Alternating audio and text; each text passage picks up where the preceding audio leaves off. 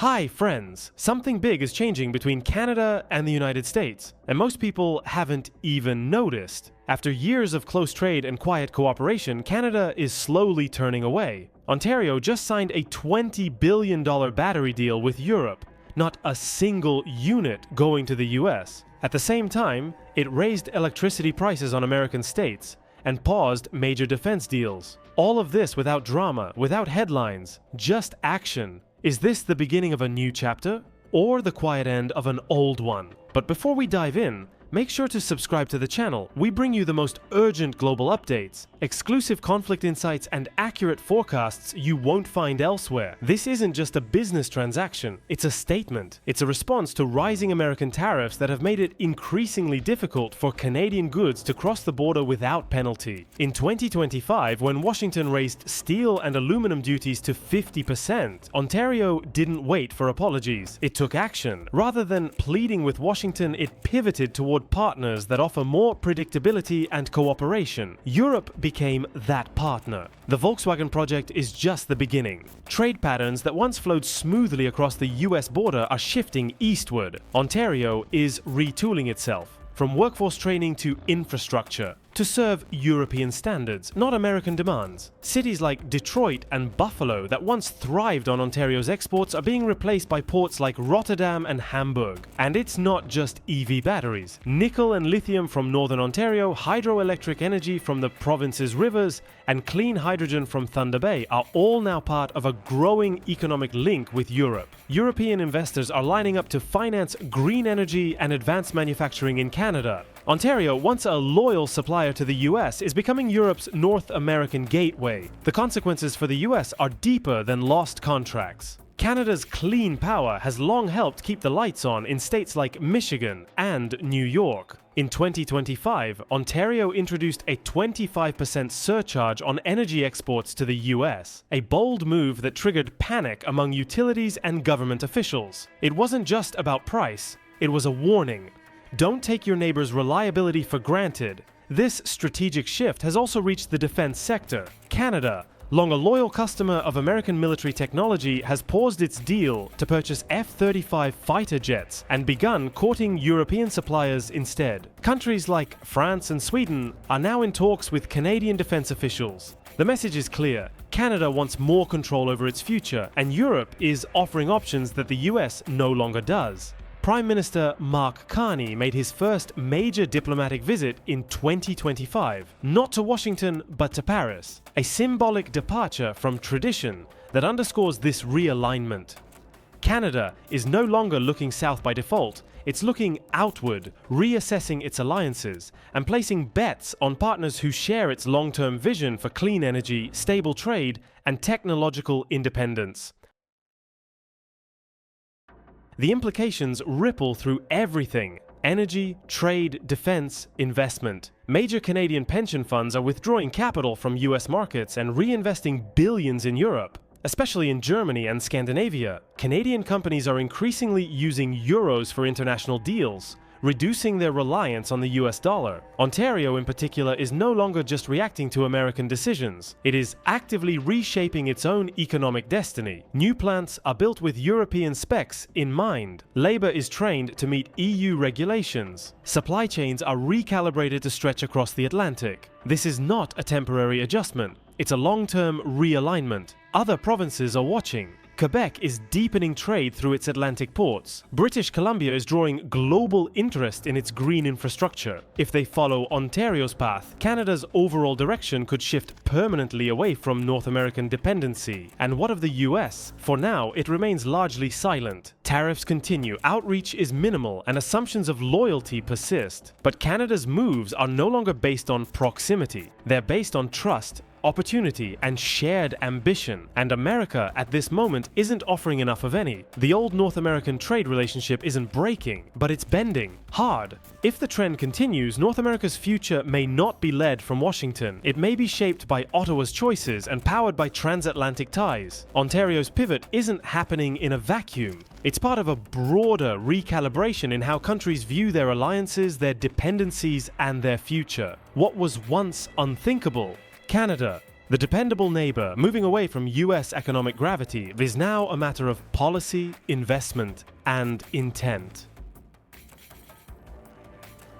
Europe isn't just a new customer, it's becoming a strategic anchor. Ontario's government is aligning its industrial goals with European climate and innovation targets. In Brussels and Berlin, Canada is no longer seen merely as America's northern extension. It's being treated as a sovereign player with resources, talent, and the political will to act independently. In Toronto and Ottawa, planners are taking advantage of this shift. Infrastructure projects are being designed to support trade across the Atlantic. Shipping hubs are expanding on the East Coast. Technology transfer deals are being signed directly with European partners. Even regulatory frameworks are being harmonized to allow smoother integration with EU standards, something rarely seen in past decades. And the cultural impact is beginning to show. European languages are increasingly present in Canadian business materials. Universities in Ontario are setting up dual degree programs with European institutions. Delegations from Europe are visiting Canadian cities more frequently, not just to observe, but to invest, build, and collaborate.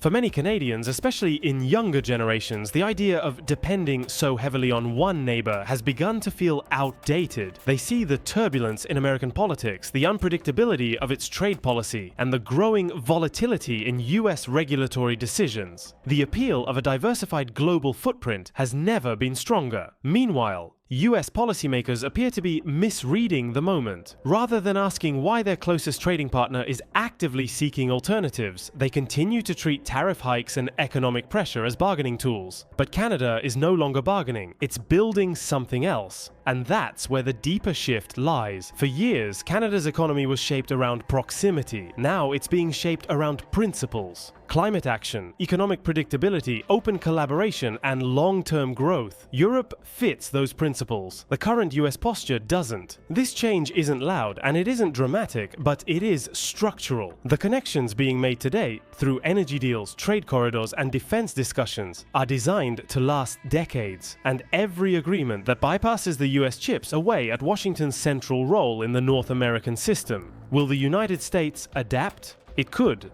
There's still time to re-engage, to recalibrate its policies, to rebuild trust. But each month that passes without change makes it harder to recover what's being lost. Not just contracts, but confidence. Canada is signaling that loyalty is no longer automatic. Partnership must be earned and sustained. And if it's not, there are other doors to knock on, and other partners willing to open them. What happens if this trend continues? What happens when one of the world's most stable democracies, rich in energy and resources, fully reorients itself toward Europe, or even Asia, leaving the United States watching from the sidelines? As this new foundation takes shape, the effects are beginning to echo beyond Canada's borders. In Washington, some are beginning to realize that what's unfolding is not just a trade spat, it's a rebalancing of influence. Canada, once counted on to align almost reflexively with US priorities, is now asserting its autonomy. And this shift is forcing a reassessment in capitals far beyond North America. In Brussels, Canada is now seen as a rising strategic partner, a rare country that offers both natural resources and political stability, with shared democratic values and the capacity to deliver.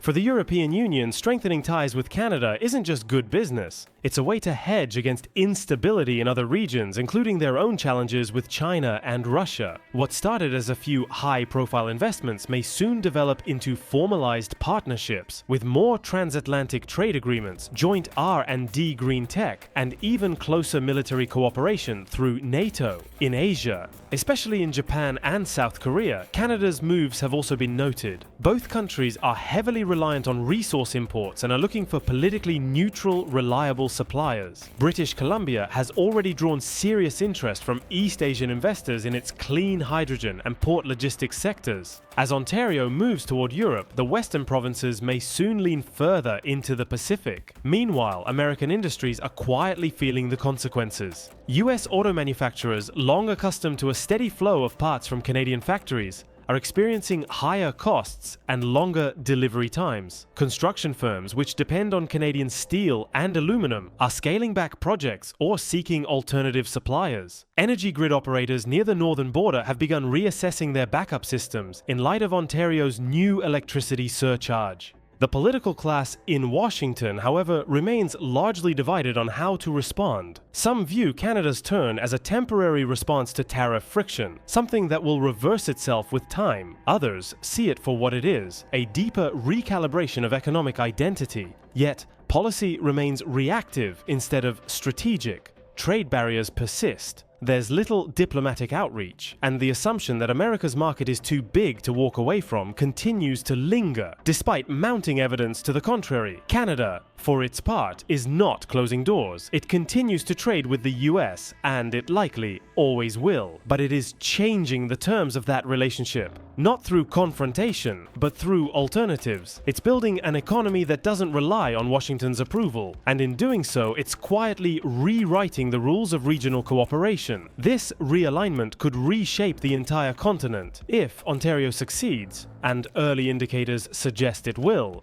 Other regions may follow. Quebec, with its access to the Atlantic and vast hydro resources, is already adapting. Alberta and Saskatchewan, long tied to US fossil fuel demand, are exploring clean energy exports beyond the Western Hemisphere. Even federal policymakers in Ottawa are adjusting the country's long-term economic strategy to reflect a more globally distributed portfolio of trade partners. If you want to stay ahead of the curve with real-time updates, in-depth analysis, and expert insights on global flashpoints like this one, make sure to subscribe. This is just the beginning.